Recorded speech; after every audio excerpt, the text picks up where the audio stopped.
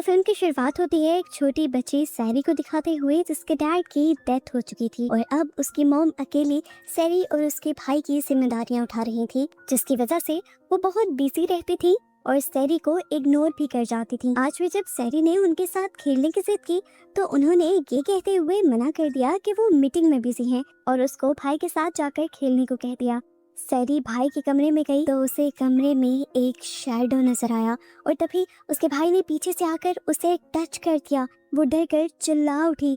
इस रूम में कोई शैडो नहीं था, बस छोटी सैरी का वहम था वो। सैरी अब अपने भाई रामन से खेलने की रिक्वेस्ट करती है तो वो भी मना कर देता है क्योंकि उसे अपने गेमिंग कंपटीशन की तैयारी करनी थी अपने फ्रेंड्स के साथ। उसकी मॉम उसे अपने साथ सैरी को भी पार्क ले जाने को कहती है ताकि उसकी बोरियत कम हो जाए। पार्क में सैरी को मिलता है उसका दोस्त जो कभी कभार इसी पार्क में उसके साथ खेलता था।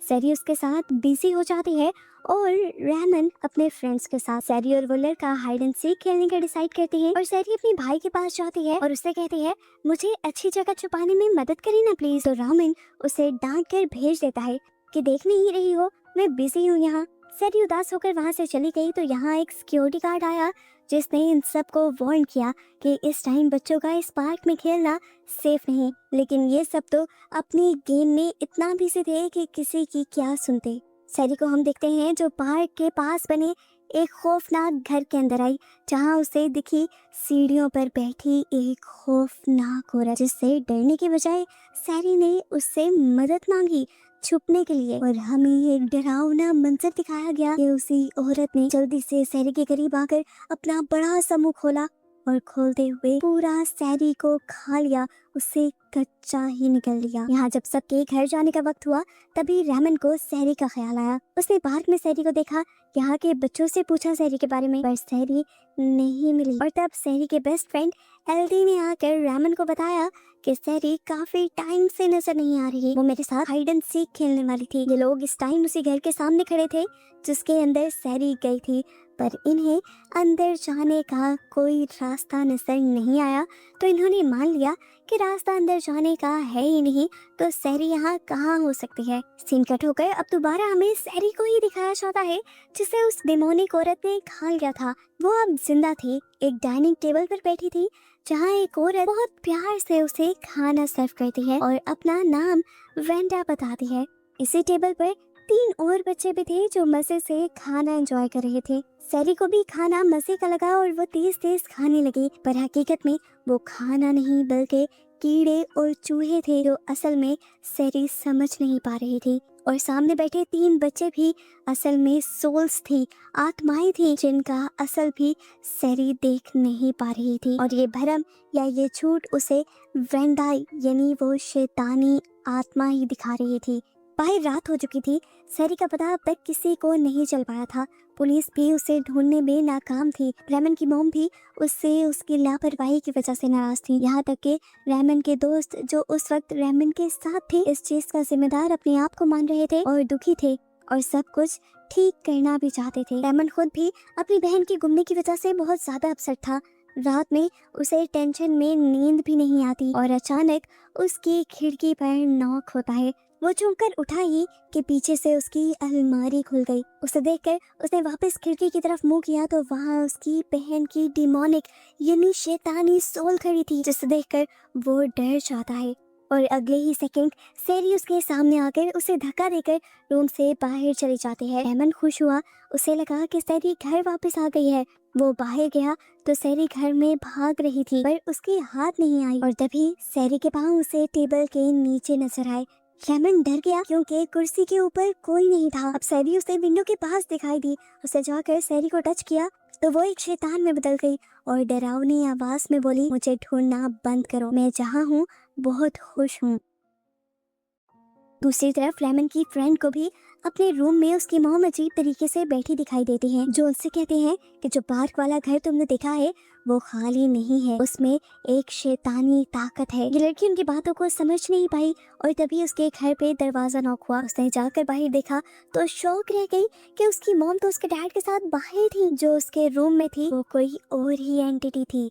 अगले दिन क्लास में भी रामन उदास था और उसे गार्ड की वार्निंग याद आई कि शाम में बच्चों का पार्क में रहना ठीक नहीं। वो जब शाम में गायब होने वाले बच्चों के पीछे की रीजन सर्च करता है तो उसे एक डिमोनिक एंटिटी यानी एक शैतानी ताकत के बारे में पता चलता है जो बच्चों को पकड़कर अपनी भूख मिटाती है। कंप्यूटर स्क्रीन पर उस एंटिटी की तस्वीर भी एकदम से हिलती है और डर कर रेमन क्लास में ही चीख मार देता है और क्लास ओवर होने पर ये एंटिटी वाली बात वो अपने दोस्तों को भी बताता है, जिसे उसकी बातों पे यकीन था क्योंकि रात से उन दोनों के साथ भी अजीब डरावने काम हो रहे थे। यहाँ रामन का दोस्त उसे इस एंटिटी के बारे में और भी नॉलेज देता है कि वो एंटिटी उन्हीं बच्चों का शिकार करती है जिनको घर पर प्यार नहीं मिलता और फिर वो उनको माँ का प्यार देती है। ये एंटिटी बच्चों को जान से मारने से पहले उनकी फैमिली को 3 दिन का वक्त देती है। अगर वो बच्चे को ना ढूंढ सके तो बस हमेशा के लिए उसे मारकर उसकी सोल को अपने साथ रखकर वो उसे माँ की तरह पालती है। यानी एक दिन वो साया कर चुके थे और अब 2 दिन उनके पास थे जिसमें सैरी को वो बचाने की उम्मीद रख सकते थे। ये तीनों इसीलिए उस डिमोनिक घर में जाने का फैसला करते हैं। यहाँ सैरी का दोस्त एल्दी अकेले ही सैरी की तलाश में इन लोगों से पहले उस घर में आ चुका था जो घर पार्क के पास था। घर की विंडो से वो देख पाता है कि सैरी वहाँ खाना खा रही थी डीमन के साथ। जैसे ही उस डिमोनिक एंटिटी ने एल्दी को डरावने अंदाज में देखा तो वो घबराकर अपनी जान बचाने के लिए वहां से भाग निकला और बाहर निकलते हुए रामन से टकरा गया। उसने जो देखा वो सब रामन और उसके दोस्तों को बताया। चलो एक बात तो उन्हें पता चली कि सैरी अंदर ही है। सैरी को लेने के लिए वो एल्दी को लेकर उस घर के अंदर जाते हैं और पूछते हैं कि सैरी कहाँ थी। सैरी पहले डाइनिंग पर थी लेकिन अब वहाँ कोई नहीं था। रमन एल्दी से कहता है ठीक है, बस तुम्हारा काम यही खत्म हुआ, तुम जल्दी से घर चले जाओ। लेकिन एल्दी घर जाने से मना कर देता है क्योंकि उसे भी सैरी को ढूंढना था। इन्हें यहाँ की चीजें देखते हुए एक सफेद चादर में एंटिटी दिखाई देती है। लोग डर जाते हैं लेकिन डरते हुए वो उस चादर को हटाते हैं, लेकिन वो तो बस एक चादर में छुपा लैंप था। यहाँ एल्दी को जब सैरी की झलक नजर आती है तो वो उसका पीछा करता है और पहुंच जाता है एक डेमोनिक कमरे में। जबकि रामन को भी सैरी की आवाज सुनाई देती है जो कि हाइड एंड सीक खेलने के लिए काउंटिंग कर रही थी। उसे पकड़ने के चक्कर में वो भी उसे कमरे में आ गया जहां एल्दी था। दूसरी तरफ रामन के दोस्त को भी कमरे में सैरी दिखाई देती है। जब वो उस कमरे में जाता है तो हमें दिखाया जाता है कि उस एंटिटी ने यहाँ का दरवाजा चुपके से बंद कर दिया। जब उसे ये एहसास हुआ कि वो इस कमरे में लॉक हो चुका है तो वो पैनिक होकर जोर जोर से दरवाजा बजाता है। 1 मिनट के लिए उसके दोस्त को उसकी आवाज सुन भी जाती है, पर जब वो इस दरवाजे के पास आई तो उसे अंदर कुछ भी दिखाई या सुनाई नहीं दिया। हालांकि वो लड़का अंदर ही था और जोर जोर से चिल्ला रहा था, यहाँ तक कि वो अपनी दोस्त को भी देख पा रहा था। लेकिन जब उसकी दोस्त कमरे से आगे बढ़ने लगी तो वो समझ गया कि वो एंटिटी ही इसके साथ शरारत कर रही है। वो ना अंदर की चीजें बाहर दिखा रही है और ना ही अंदर की आवाज बाहर जाने दे रही है। तभी उस लड़की के पीछे एक कैबिन खुलता है जिसके अंदर उसे सैरी दिखाई देती है जो एकदम से अपना बड़ा सा मुंह खोल लेती है और उसे देखकर वो डर कर वहीं बेहोश हो जाता है। बाहर उस लड़की को भी सैरी की झलक दिखाई दी। सैरी को पकड़ने के लिए वो जैसे उसके पीछे भागी तो सैरी एक कपड़े के अंदर जा छुपी और उस लड़की के देखते ही देखते एक बहुत बड़ी एंटिटी में तब्दील हो गई। ये सब देखकर वो लड़की भी बहुत ज्यादा डर गई। दूसरी तरफ हमें रामन और एल्दी को दिखाया जाता है जो सैरी को ढूंढते हुए एक दूसरे कमरे में आ गए थे जहाँ पर इन्हें एक डायरी मिलती है। यहाँ पर बहुत सारे लैंप्स पे थे जिन्हें ये लोग जला लेते हैं। इस डायरी को पढ़ने पर इन्हें पता चलता है कि इस घर में पहले जो फैमिली रहती थी वो खुश बिल्कुल नहीं थे। यहाँ का ओनर अपने बीवी और बच्चों को खूब पीटता था। ये पढ़ते हुए एल्दी भी रामन को बताता है कि इस तरह तो मेरे भी डैड मेरे साथ बहुत बुरा सलूक करते हैं, वो मुझे मारते भी हैं। वो अपनी कमर दिखाता है जहाँ पर बहुत गहरे जख्मों के निशान थे। उसके ये दिखाते ही ऊपर से छत टूटती है और कोई अनजान ताकत उसे वहाँ से खींच कर ले जाती है और रामन उसे बचा भी नहीं पाता, बस ये सब देखता रह जाता है। फिर उसी सुराख में से उसे नजर आती है अपनी बहन सैरी जो कि उसकी मॉम के साथ खड़ी हुई थी। रामन समझ गया कि ये उसकी मॉम नहीं है बल्कि वही एंटिटी ही है। उसने सैरी को कहा फौरन मेरे पास आ जाओ, तुम्हारे पीछे जो खड़ी है वो हमारी मॉम नहीं है। उसके कहते ही वो एंटिटी अपना चेहरा बदल देती है लेकिन सैरी उसके पास नहीं आती। वो तो उस एंटिटी की उंगली तोड़कर खाने लग जाती है और ये सब रामन को बहुत अजीब लगता है। वो भागकर अपनी बहन को पकड़ना चाहता था लेकिन तभी वो एंटिटी सैरी को लेकर गायब हो गई। रामन को अब एक दीवार के पीछे से धम धम की आवाजें आ रही थी जैसे वहाँ कोई बहुत बड़ी एंटिटी हो। वो इस आवाज़ों का पीछा करने लग जाता है, जबकि दूसरी तरफ रामन का दोस्त जिस कमरे में बेहोश हुआ था उसे भी होश आ चुका था। एकदम से उसी कमरे में कुछ दराज़ें खुलती हैं और उन 3 बच्चों की सोल, जिन्हें हमने पहले डाइनिंग टेबल पर सैरी के साथ खाना खाते हुए भी देखा था, वो एक एक करते हुए बड़ी अजीब तरीके से उन दराजों से निकलकर खड़े हो जाते हैं। ये लड़का ये सब देखकर बहुत ज्यादा डर जाता है। वो तीनों बच्चे अब आहिस्ता आहिस्ता कदम बढ़ाते हुए उसके करीब आ रहे थे, जिनसे बचने के लिए उसने दरवाजा खोला और वो बाहर चला गया। शुक्र था कि ये दरवाजा ब्लॉक नहीं था। बाहर वो अपने दोस्त से टकराया, जो भी बहुत ज्यादा घबराई हुई थी। उसके साथ भी जितने डरावने काम हुए थे उसने अपने दोस्त को बताया। उसने ये भी कहा कि बाहर से एक आदमी गुजर रहा था, मैंने उसे मदद के लिए आवाजें भी लगाई, लेकिन वो मेरी आवाजें सुनकर डरकर ही यहाँ से भाग गया। यहाँ रहमान उस धप धप की आवाज का पीछा करते हुए एक अजीब से डरावने कमरे में आ चुका था, जहाँ अब उसके सामने एक बहुत बड़ी शैतानी एंटिटी थी। ये वही एंटिटी थी जिसके बारे में उसने गूगल पे सर्च किया था, कि बिल्कुल तस्वीर जैसी ही लग रही थी, या कह ले कि तस्वीर से भी कहीं ज्यादा भयानक लग रही थी। उसके हाथ में इस टाइम अल्ती था। रामन चुप के ये सब देख रहा था।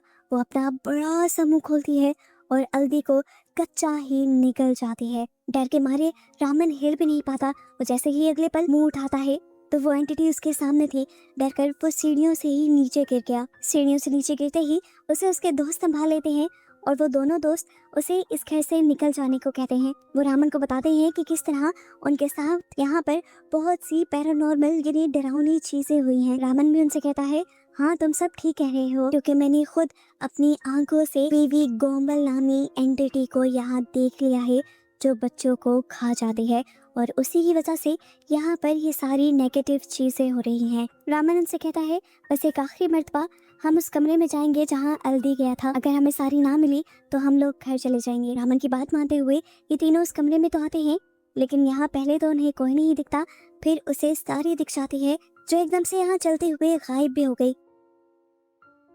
इससे पहले कि ये लोग यहाँ से चले जाते, इन्हें एक काले रंग का कपड़ा हवा में उड़ता दिखाई देता है, जिससे ये लोग बहुत ज़्यादा डर जाते हैं। और फिर वो काले कलर का कपड़ा एक औरत और उसके 3 बच्चों में तब्दील हो जाता है। ये वही औरत थी जिसके साथ सैरी बैठकर खाना खा रही थी। रामन ने पूछा है, आखिर तुम हो कौन और तुम सैरी को छोड़ के नहीं रही? तो ये लड़की अपना नाम वेंडा बताती है और कहती है कि मैं सैरी को किसी को वापस नहीं करूँगी, क्योंकि सैरी को कोई इतना प्यार नहीं करता जितना मैं करती हूँ। यहाँ पर वो सैरी को भी बुला लेती है और उससे पूछती है, क्या तुम घर जाना चाहती हो? तो सैरी नाम में जवाब दे देती है। सैरी उससे कहती है, वेंडा बहुत अच्छी है, वो मेरी सारी बातें मानती है, मुझसे खेलती भी है और मुझे अच्छा खाना भी बना कर देती है। रामन बहुत ज्यादा कंफ्यूज हो गया था। वो अपनी बहन को हर हाल में बचाना चाहता था। वो उसका जाकर हाथ पकड़ने की भी कोशिश करता है पर पकड़ नहीं पाता। तब उसका दोस्त उसे बताता है, ये सैरी नहीं है बल्कि ये सैरी की सोल है। इन्होंने जरूर सैरी की सोल और सैरी के जिस्म को अलग अलग कर लिया है। अगर हमें सैरी को बचाना है तो हमें पहले उसके जिस्म को ढूंढना होगा। रामन को बहुत ज्यादा गुस्सा आ रहा था। वो वेंडा नामी इस औरत से कहता है, तुम असल में कौन हो? तुम अपना असल मुझे दिखाओ। उसके कहते ही वेंडा नामी इस औरत का जिस्म अकड़ने लग जाता है और एकदम से वो वीवी गोम्बल नामी एंटिटी में बदल जाती है। रामन एक चेयर उठाकर वीवी गोम्बल को मारने की कोशिश करता है, लेकिन एक भूत को मारने का ये सबसे गलत तरीका था। रामन के दोस्त के पास एक चाकू भी था, जिसे जाकर वो जल्दी से वीवी गोम्बल के दिल की जगह पर स्टैब कर देता है। खून के फवारे वहां निकलते हैं और एक अजीब चीज होती है कि वो सारा खून एक बॉल में बदलते हुए उसी लड़के के मुंह के अंदर चला जाता है जिसने वीवी गोम्बल के ऊपर हमला किया था। इस खून की वजह से वो लड़का वॉमिट करने लगता है और वॉमिट कर करके बेहोश हो जाता है। यहाँ पर वीवी गोम्बल अब रामन का भी गला पकड़ लेती है, उसे दबा देती है और उसे बेहोश कर कर नीचे फेंक देती है। बेहोशी में वो एक अलग ही दुनिया में चला जाता है, पास्ट में चला जाता है, जहाँ पर उसे इस घर की हिस्ट्री पता चलती है। वेंडा नामी जिस औरत की झलक वो बार बार इस घर में देख चुके थे, वो ही इस घर में रहती थी, लेकिन उसका हस्बैंड एक अच्छा इंसान नहीं था। वो वेंडा के प्रेग्नेंट होने पर भी उसे मारता है और कहता है कि ये बच्चा उसका नहीं हो सकता। वेंडा उससे कहती रह जाती है कि तुम्हें मेरा यकीन करना होगा, लेकिन वो आदमी वेंडा को ही मारने लग जाता है और वेंडा को बचाने के लिए उसके यहाँ तीनों बच्चे भी आ जाते हैं और ये बुरा इंसान उसके बच्चों के सामने ही गरम गरम चाय से उसका मुंह जला देता है और फिर घर को छोड़कर चला जाता है। अपने हस्बैंड के ऐसे चले जाने की वजह से वेंडा बहुत ज्यादा दुखी हो चुकी थी। काफी सालों से वो घर से बाहर नहीं निकली थी अपने हस्बैंड की वजह से। अब घर कैसे चलाना था उसे समझ नहीं आ रही थी। जब सारी चीजें घर पे खत्म हो जाती हैं तो वो खुद को और अपने बच्चों को जहर देकर मार देती है। मरने से पहले उसने खुद यहाँ अपने घर पे वीवी गॉम्बल को बुलाया था। वो भी वीवी गॉम्बल के बारे में सारी चीजें जानती थी और वो वीवी गॉम्बल से कहती है कि तुम चाहे मेरी सोल ले लो अपनी ताकत बढ़ाने के लिए, लेकिन मेरे बच्चों को प्यार से पालना, उनके प्यार में कमी मत होने देना। साथ ही वो इस घर को एक कर्ज यानी एक श्राप में बदलने को भी कहती है ताकि उसका हस्बैंड कभी भी इस घर में वापस ना आ सके, क्योंकि अब उसे अपने हस्बैंड से नफरत हो चुकी थी। और फिर उस दिन के बाद से वेंडा और उसके बच्चों के सोल के साथ साथ वीवी गॉम्बल भी इसी घर में रहने लगी और ये घर डिमोनिक हो गया, यानी शैतानी घर बन गया जिसमें नेगेटिव एनर्जीज के अलावा कुछ नहीं था। ये सारा विजन देखने के बाद रामन को होश आ जाता है, उसके साथ साथ उसके दोनों दोस्तों को भी होश आ जाता है और तभी उन्हें वीवी गॉम्बल की आवाज आती है जो उनके साथ हाइड एंड सीक खेलना चाहती थी। वो काउंटिंग करना शुरू कर देती है और डर के मारे ये तीनों जाकर छुप जाते हैं। वीवी गॉम्बल एक सांप में बदल देती है अपने आप को और इन तीनों को ढूंढने लग जाती है। उसे सबसे पहले मिलती है लड़की जिसके पाँव को अपने अंदर जकड़ते हुए वो उसे उल्टा लटका देती है। इससे पहले कि वो उसके साथ कुछ बुरा कर देती, रामन और उसका दोस्त अपनी दोस्त को खींच कर बचा लेते हैं। रामन अब इन सब चीज़ों से बहुत ज़्यादा थक चुका था। वो झुंझला उठता है और जोर जोर से सैरी को आवाज़ देने लगता है। वो सैरी से कहता है, मुझे माफ़ कर देना, मुझे उस दिन वो सब नहीं करना चाहिए था। मैं तुमसे बहुत ज़्यादा प्यार करता हूँ लेकिन मैं आज तक तुम्हें जिता नहीं सका।